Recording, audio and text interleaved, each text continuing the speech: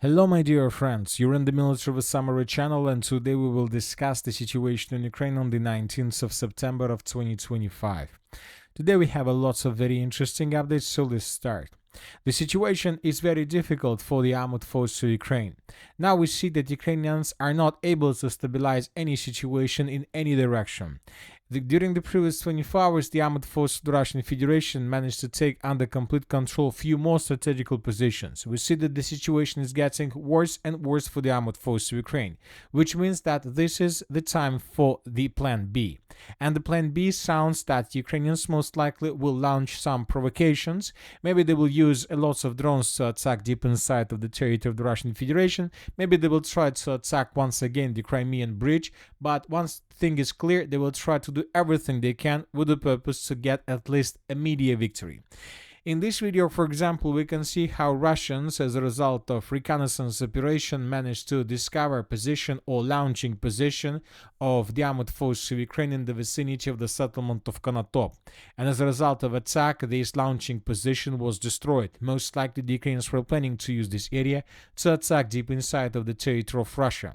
Another episode took place almost along the border between Bryansk region and Sumy region. Here we can see the same story. Here we can see another launching position of the armed forces of Ukraine, but this position was also discovered by Russians and attacked with drones and missiles. The entire warehouse was completely destroyed, and another attempt to attack deep inside of the territory of the Russian Federation was destroyed by Russia.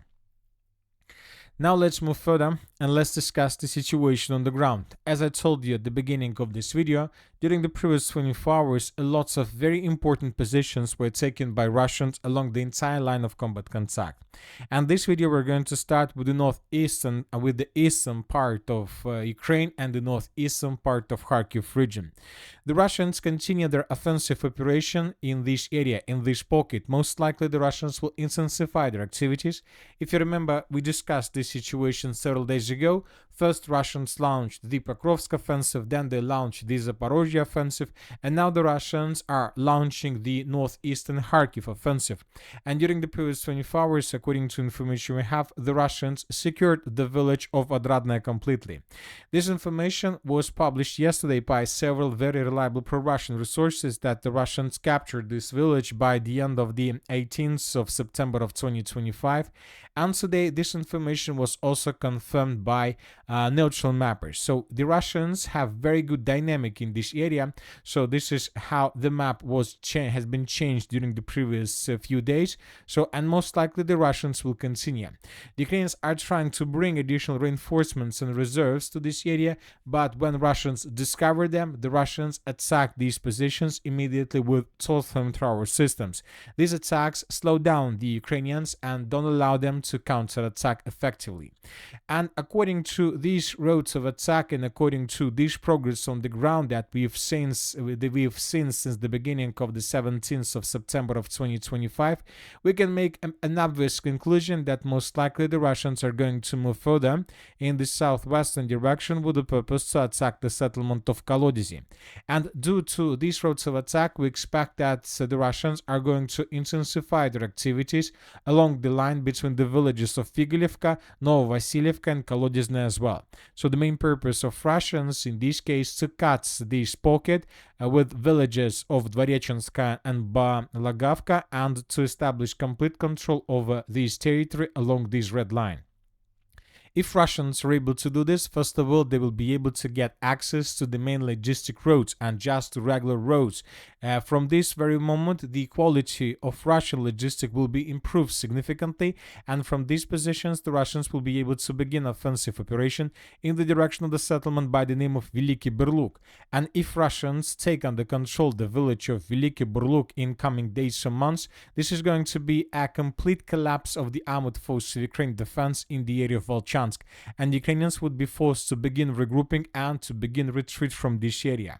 And most likely this is going to happen exactly this way because the Russians during the previous 24 hours once again managed to improve their position significantly on the territory of the city of Kupiansk. Let's discuss this in details. During the previous 24 hours, we got just several very important updates from this area. The first one is that the offensive operation in this area from the Russian side is charged by the former Ukrainian citizen. In 2014, he changed his side. He switched to the Russian side. He's a former Ukrainian officer, but in 2014, he decided to join Russian army. And in this year, in 2025, he is in charge of the offensive operation in the direction of the city of Kupiansk. The pro-Ukraine resources made their own adjustments in this map, coloring the territory to the east of the village of Kondrashevka as a territory under complete Russian control. But when talking about pro-Russian mappers and pro-Ukraine mappers, we can see a very huge gap between territories that are under complete Russian control and the territories under control of the armed forces of Ukraine. Anyway, when talking about pro-Russian resources, today several very reliable resources reported that the armed forces of the Russian Federation managed to break through Ukrainian defense in the western part of the city of Kupiansk and to cut N26 road, one of the most important supply road that Ukrainians use to support their contingent on the territory of the agglomeration. So these are the changes we added to the map during the previous 24 hours. This is the situation by the end of the 18th of September, and this is the situation by the end of the 19th of September. According to information we have, the Russians took under control these high-rise areas. So this is the western citadel of the city of Kupiansk, and as we can see, at least 40% of this citadel is already under complete Russian control. From this high-rise building area, the Russians have complete and total control over the main logistic road, over the Studentskaya street that goes from the city of Kupiansk itself in the northern direction towards the settlements like Sinkova and Sadova and Osinova. So now Russians can control this area with FPV drones, with intelligence, and now we see that Ukrainian logistic is about to collapse completely. If Ukrainians can't or are not able to restore control over this high-rise building area, this will mean that the battle for the western and the northwestern part of the city of Kupiansk is coming to the end. And most likely this end is going to come probably in 2 or 3 weeks from this point. Now Ukrainians must counterattack in this area in the direction of the Yubileyny micro-district. If they don't do this, it's better for them to begin retreating from this territory. Now let's move further and let's discuss the situation in the Lyman direction. During the previous 24 hours, probably the most important update is coming exactly from this area. The Russian pro-Russian resources published the video that confirms complete control over the Serebryanka forest. Russians prepared a very huge video where we can see how exactly the battles and clashes on the territory of the forest were taking place between Russians and Ukrainians during the entire battle for the Serebryanka forest. This battle started in the late 2022 after and as a result of Ukrainian counteroffensive, as a result of Ukrainian Kharkiv counteroffensive operation. And as you can see, it took Russians 3 years to force the Ukrainians to fall back from this area. And in this video, we can see how exactly the Russians were fighting for the last square kilometers in this area. And in the final part of this video, we can see few episodes how Russians were raising their Russian flags on the Russian side of the river of Seversky Donetsk. So 2 episodes were geolocated. This is the first place where Russians raised their flag, and this is the second place where Russians raised their second flag. Based on this video, we have adjusted completely the territory of Serebryanka and Kremennoye forest. So this is the situation by the end of the 18th of September of 2025. As you can see, most of these territories used to be considered as a gray zone or contested area, and by the end of the 19th of September, we colored the forest completely. Currently, as we discussed in the previous videos, the main clashes are taking place for the settlement of Yampol. The Russians are advancing in this area, and today several pro-Russian resources made some changes. According to them, up to 40% of the village of Yampol is already under complete control of the armed forces of the Russian Federation. Furthermore, today we start receiving reports that the Russians are about to finish regrouping before another offensive operation, but this time towards the settlement of Dronovka. The Russians will try to cross the river of Seversky Donetsk and to establish complete control over this settlement If the Russians are able to do this, then most likely they will continue offensive operation, but this time in the direction of the western part of the city of Siversk. Anyway, if Russians cross the river of Seversky Donetsk and capture the village of Dronovka, this is going to be the end of the battle of the city of Siversk, which most likely will be finished within a month or two. Furthermore, the Russians continue their offensive operation along the river of Nitrius. During the previous 24 hours, very heavy clashes were recorded for the territory of these farms that are located to the southwest of the settlement of Shandrigalova. The Russians during the previous days made lots of attempts to attack the settlement of Shandrigalova from the north. The Russians were attacking the village from the east, and the Russians were attacking the village from the south, but most of those attacks were repelled by Ukrainians. The Ukrainians have very strong positions, and the Ukrainians are not planning to fall back. And the reason why the Ukrainians were able to hold their positions was the supply line that went or that goes from the settlement of Yarova through the village of Novoivanivka, these farms, and further in the direction of the settlement. Now the Russians are trying to advance in this area with the purpose to cut the supply line physically. This will force the Ukrainians to fall back, otherwise they would be caught in cold and without any chances for evacuation. And this offensive operation today was confirmed by two resources. This offensive was confirmed by pro-Ukrainian resources and by very reliable pro-Russian resources that has connections on the ground in this area. So as you can see, the battle for Shandrigalova is also coming to the end, and most likely right after, the Russians will continue offensive operation, probably on the Ukrainian side of the river towards the settlement of Novoivanivka, and then probably in the direction of Yarova. These attacks will allow the Russians to cut supply and support of Ukrainian contingents on the territories of villages of Drobusheva and Lyman itself. So the Russians will try to take in pincers the city of Lyman with the purpose to attack the settlement through forest from the southwest and through the forest from the southeast. The Russians most likely will try to avoid any attacks from the settlements of Stavki when Russians will be completely under open sky and under very heavy fire of Ukrainian drones. Now let's move further. As for the Konstantinovka direction, during the previous 24 hours, we haven't received anything special. The Russians were bombing and attacking the settlement of Konstantinovka. The Russians continue hunting and attacking positions of Ukrainian FPV drone operators, but as you can see, without changes on the ground. So the city of Pokrovsk is about to be reduced to ruins. Now it's turned for the city of Konstantinovka. Most likely the Ukrainians will try to show a fierce resistance in this area, and this most likely will lead to complete destruction of the settlement because without this the Russians will not be able to move further in the direction of the cities of Kramatorsk and Slaviansk. Now let's discuss the situation in the area of the city of Pokrovsk. As you can see, we have lots of icons, and most of them are coming from the southern and the southwestern directions. According to information we have, during the previous 24 hours, the Russians improved their position significantly. Basically, the entire western part of the city of Pokrovsk was taken by Russians. The Ukrainians haven't managed to organize defense, and they were forced to fall back further in the northern direction towards this industrial zone. And most likely in coming days or maybe hours, the battle for this strategical point begins.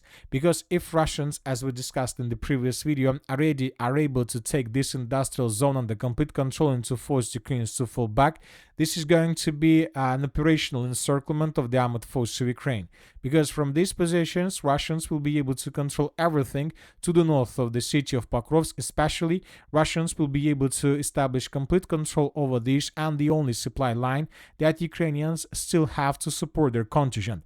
But you know that to say that Ukrainians still have this supply line is very loud, because during the previous 24 hours, lots of videos and geolocations we got exactly from this road, when Ukrainians were trying to bring additional forces in the direction of the city of Pokrovsk and the city of Mirnograd, but everything that entered this road was destroyed by Russians with FPV drones. In this video, we can see how Russians were attacking and destroying vehicles along the main supply lines between the cities of Pokrovsk, Mirnograd, and Rodinska. The same story took place in the area of Rodinska. Lots of vehicles were destroyed when Ukrainians were trying to bring additional forces in the direction of the city with the purpose to stabilize the situation. I can't tell you for sure, and obviously nobody can tell you anything like this, but it seems that the Battle of Pokrovsk will be finished very soon. No, it's not a question of whether the Battle of the city is going to finish tomorrow, the day after tomorrow, or in a week, or in 2 months. The question right now is what kind of price the Ukrainians and Zelensky and Sirsky are ready to pay for media probably control over the city of Pokrovsk, because now the only thing that Ukrainians are doing, they're not holding the city of Pokrovsk in their hands. The only thing they're doing, they're paying significant price for showing us the world this picture, when obviously up to 80% of the city still remains under Ukraine control, but it's just colors on the map. When talking about supplying, support, logistic, everything is already under complete Russian control, and this is already an operational circlement, and maybe even this is already a cauldron. So the question is, what kind of price Zelensky is ready to pay for this? Obviously, we will understand this in coming days.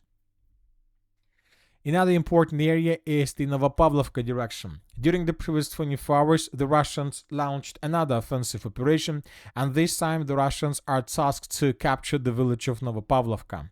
So let's discuss about everything in details. This Russian offensive operation started on the 14th of September of 2025, when Russians, as a result of counter-offensive operation, restored control over the villages of Andreevka, Killzone, and Zelený Gai.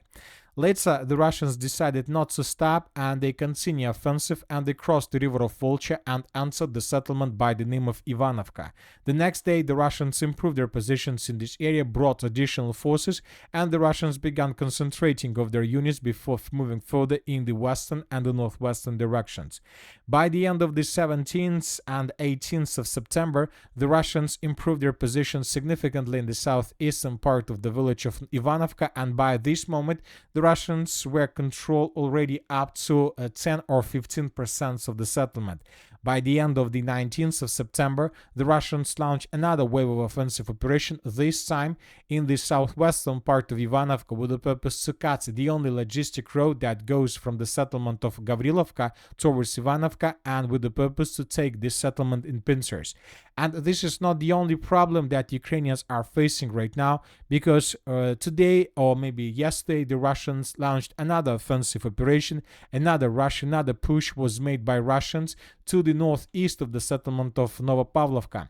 And this time we are talking about the village of Muravka. First, the Minister of Defense of the Russian Federation confirmed Russian control over the territory, and later pro-Russian resources published this video where we can see how exactly the fightings for the settlement of Muravka were taking place. That was a very long battle, and the Russians, as a result of this battle, captured the village.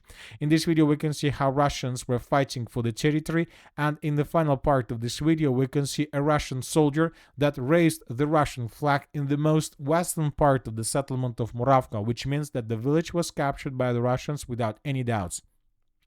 Most likely, after Russians secured the village of Muravka, they will continue moving further, and something tells me that due to the fact that the flag was raised exactly in this point, we believe that the stronghold of Butterfly View was also captured by the Russians. So it means that the roads, the roads to attack further in the direction of Pavlovka are opened from the northeastern direction, and of course in coming days these roads of attack could be opened from the southwestern direction. If Ukrainians lose the settlement of Novopavlovka and the settlement of Ivanovka, these are going to be two villages on the Ukrainian side of the river of Volcha, and from these positions, from these configurations, the Russians will be able to advance deep inside of the territory of Ukraine, and this is going to be a type of breakthrough when Russians will be able to answer the mainland of Ukraine without any resistance, without any trenches and fortifications in front of them.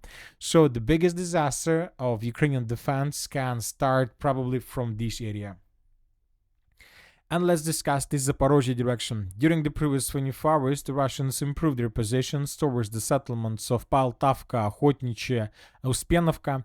This information was confirmed by pro-Ukrainian resources and by pro-Russian resources. Furthermore, the Russians secured the village of Novoivanivka.